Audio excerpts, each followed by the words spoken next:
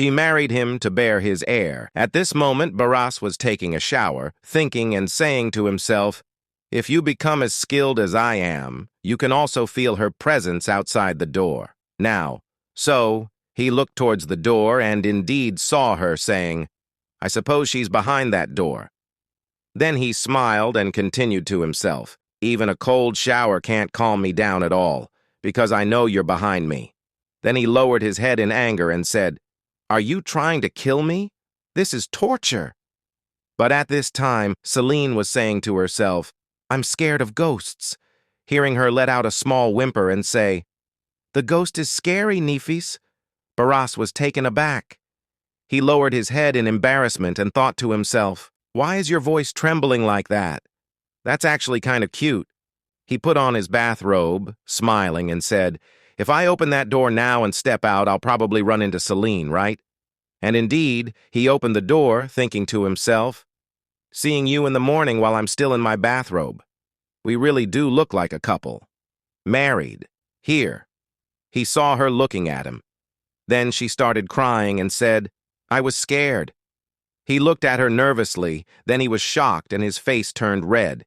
He thought to himself, "Because she's crouching, she's really the size of a bean." The scene changes to her sitting in her room, saying shyly to herself, "I can't live like this. If I'm scared during the day, I'll just go out, because the exterior walls are full of people." But at night, seeing her like this, the maid Anna asked her, "Is there anything bothering you?" Celine replied, "To be honest, I'm a little bit afraid of ghosts. I heard the story of Nefis the ghost, and I thought that if I was alone, the spirit might look for my body. I'm worried." Anna then explained, "Nefis is a ghost who serves a master. She knows manners, respects life, and is a loyal servant to the Grand Duke's family. So there is no reason for your highness to be afraid, and ghosts guard their territories fiercely. The entire Belias castle, including the inner and outer castles, is Nefis's territory, so there are no other ghosts unless she gives permission. So there's no need to be afraid." Celine recalled Barras and thought to herself, "Now that I think about it, Barras." She remembered when he had said, "I didn't know there were people in the world who were afraid of ghosts." So, she thought to herself, he said that if there's a ghost here. And so she began to imagine Nefis. She thought to herself, could the scary ghost I've heard about be something else? Anna smiled at her and said, "Nefis is actually very kind and a bit shy. If she knew your highness was afraid, she wouldn't have even approached you." After hearing Anna's description, Celine imagined Nefis in this way. Celine sighed and thought to herself, what is it? Like a mammal or a bird? Are there ghosts here? Like a living thing? Do they listen well? I'm becoming less scared. Suddenly she exclaimed in shock, "Oh!" She recalled when she was pulling Barras out, saying, "Let's go out now. Oh, hurry up." And he had replied, "Okay." Then she remembered when she had gone to his room. Embarrassed, she thought to herself, how funny that was. And when she had been scared and grabbed him, she thought, how much I laughed. Angrily, she muttered, "Barras, even though you knew everything, you pretended not to know." Anna tried to calm her down, but Celine continued to cry, angry at Barras, and said, "This is really bad. I'm going to find out now. Oh, it's already time." She then stood up and said excitedly, "No, I don't have time for this. I want to look nice for dinner with my sister-in-law today. Let's discuss this later." Then she looked at Anna and asked her, "Help me, Anna." The scene changes to Barras's sister-in-law, Belias, sitting alone. Barras and Celine arrive, and Celine smiles at her and says, "Hello. Did you wait long?" Belias stood up and said, "No, it's fine." Celine smiled happily to herself, thinking, her smile is like Barras's. Then she said to Belias, "The stars and moon are clear, and the breeze is a bit chilly, so I'm happy." When Celine looked at Barras, who hadn't uttered a word, she hit him. When he turned to her, she glared at him and said, "I still haven't forgiven you for the ghost prank." Then she turned her face away and thought to herself, all right, Now I know, because this man doesn't harm me with all this flirting. Walking alongside her sister-in-law on their way to dinner, Celine began chatting. I saw a butterfly earlier, and I have a feeling it'll be flying around soon. With a gentle smile, she added, the north must be even cooler even in the summer, right? I'm looking forward to it. Bellius observed her in silence, thinking to herself, interesting.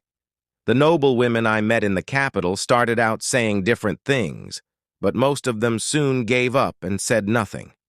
And sometimes, those who stayed until the end and were friendly were the ones who attracted others. Bellius studied Celine, her thoughts running deep.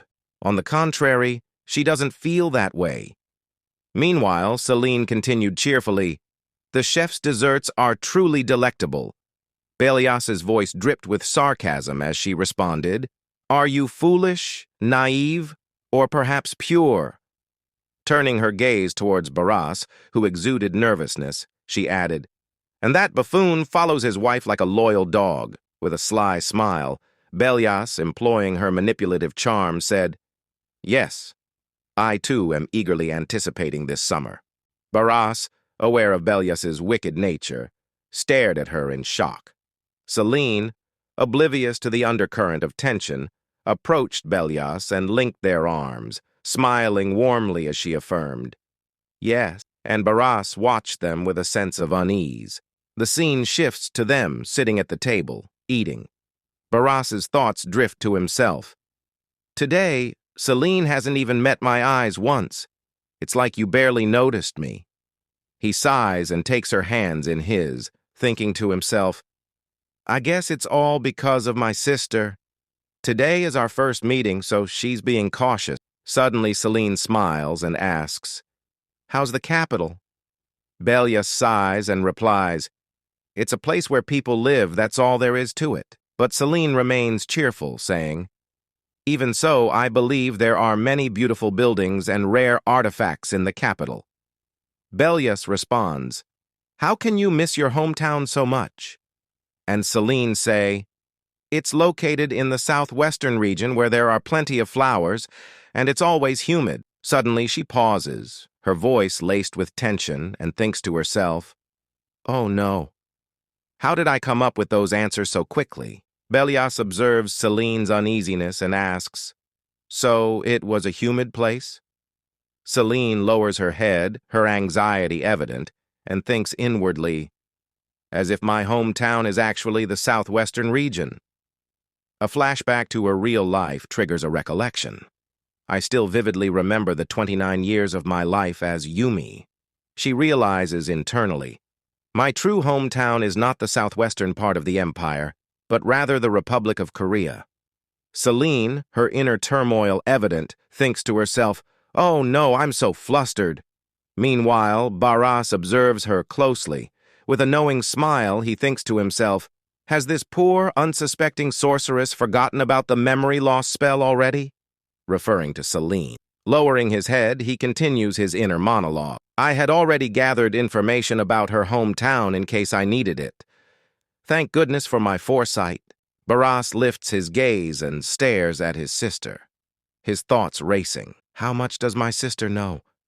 Could she have already figured out that Celine is a sorceress? A surge of fear grips him as he realizes the implications. If that's the case, Celine is in grave danger. The source of a sorceress's power is the ancient demon, Crodon. He continues his inner monologue. And the total amount of that power on this earth remains constant. Therefore, for a sorceress to boast her strength, she must take it from another one. A chilling realization dawns upon him. As far as I know, the number of sorceresses she has killed exceeds 200. He shudders at the thought of her immense power. I can't even fathom how vast her strength must be. A wave of dread washes over him as he concludes. And if Bellias isn't satisfied with her current power, she'll target this little rabbit sorceress, referring to Celine. So he grabbed his hands in anger and said, there's no chance of winning at all. Then he grabbed Celine and said to her, get up. Then he looked at his sister in anger and said, it would be best if we ended our meal here today. Then he took her and left, while Celine looked at him in tension. When they left the palace, Celine was feeling sad, so Paris said to her, "Have you grown taller?" So she looked at him in shock and then said in anger, "Do you think I haven't grown up yet?" Then she turned away. Barras, his voice laced with tension, says to Celine, "Oh no." Inwardly, he grapples with how to express his thoughts politely. "I can't seem to think of a courteous way to say that she looks like a mature woman." He discards the idea, unable to find the right words. Meanwhile, Celine storms off, her mind filled with frustration. "I'm much younger than Barras. It's just that he's clueless and old-fashioned. I'm not a little girl, I'm an adult."